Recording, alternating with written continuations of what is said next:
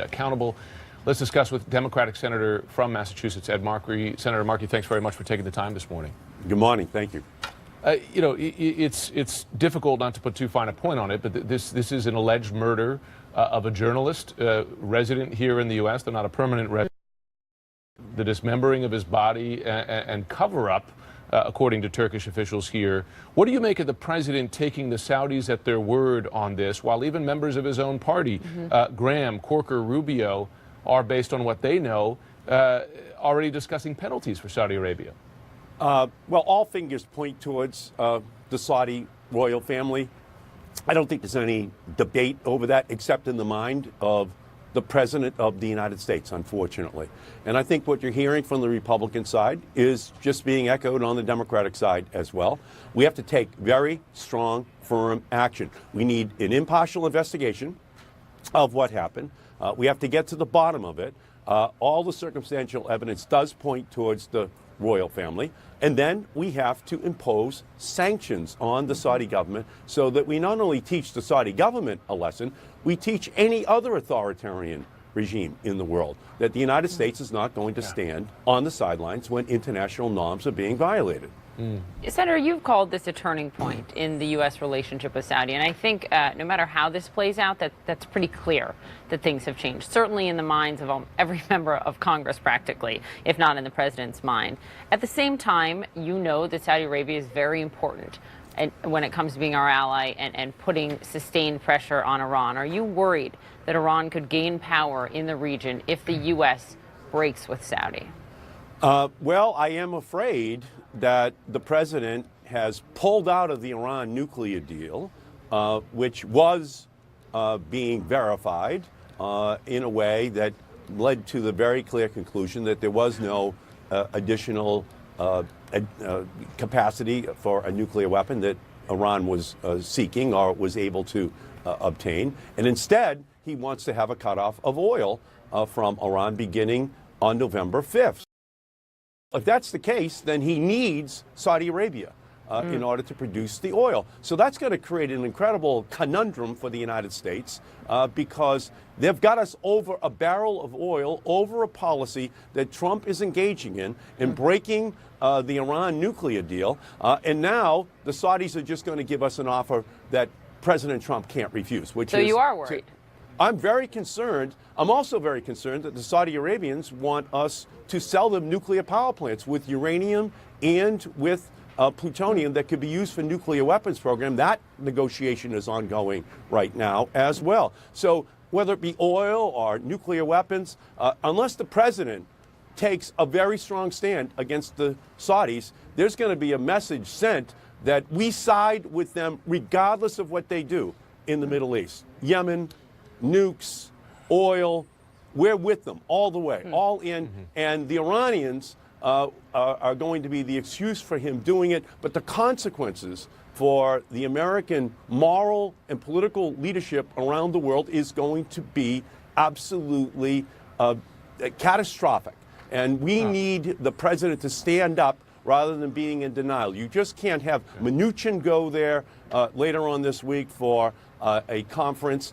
That's the wrong signal. You can't continue the nuclear talks. You can't have a president of the United States begging the Saudis to please produce more oil for us to produce, for us to consume, while simultaneously rolling back the fuel economy standards for the vehicles which we drive in our country. It is an absolutely upside-down policy the president has, and we are going to pay a long-term price, which is why the Congress has to step up to be the policeman here in the Middle East. Senator, we've talked a lot about the president's investment, diplomatic investment with the Saudis regarding Iran, regarding Mideast peace, et cetera, as influencing possibly his defense of the Saudis on this case. One thing we haven't talked much about are questions about his business's involvement with Saudi Arabia. The president has publicly said in the past that Saudis invest millions of dollars in his properties, et cetera. Are you concerned that the president's personal interests could be influencing his decision here? I don't think there's any question that he feels that he has a very special relationship with the Saudis, going back to his own personal financial interests over decades. I think that's clouding his judgment, without question, as well as his ideological perspective in terms of siding with Saudi against any other country in the region.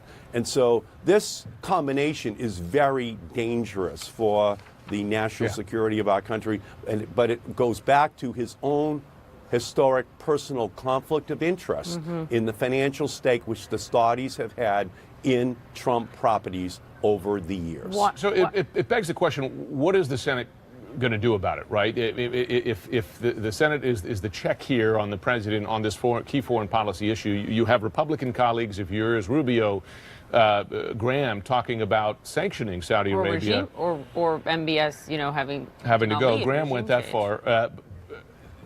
Is there a bipartisan discussion today about hard moves to penalize Saudi Arabia?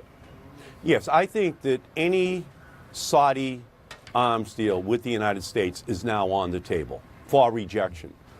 We came very close, a 53-47 vote that barely preserved a sale of weapons to Saudi Arabia just a year ago. But I think a lot of that support that the Republicans gave to the president a year ago has now evaporated. And so I believe that any further arms deals to Saudi Arabia are now on the table and very likely to be rejected if it cannot be proven that the Saudi royal family did not order this hit on the journalist. Briefly on that point of the arms deal, though, you've heard the president say and make the case, and some of your fellow senators on the Republican side say, if you stop the arms deal, if you cut this off, you open the door to Russia and the Russians. Concerning to you? Should it be considered?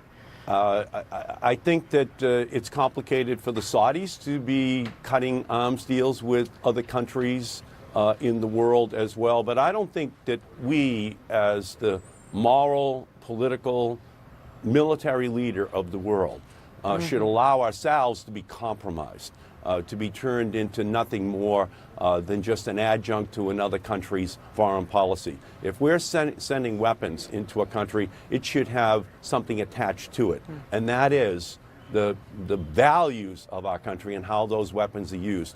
In Yemen, that is not the case. That's an out-of-control humanitarian crisis that is using American weapons in order to perpetuate that conflict. And the same thing is true going forward after what has happened here in Turkey. We just have to reestablish our relationship with Saudi Arabia based upon a set of values that is consistent with long-term U.S.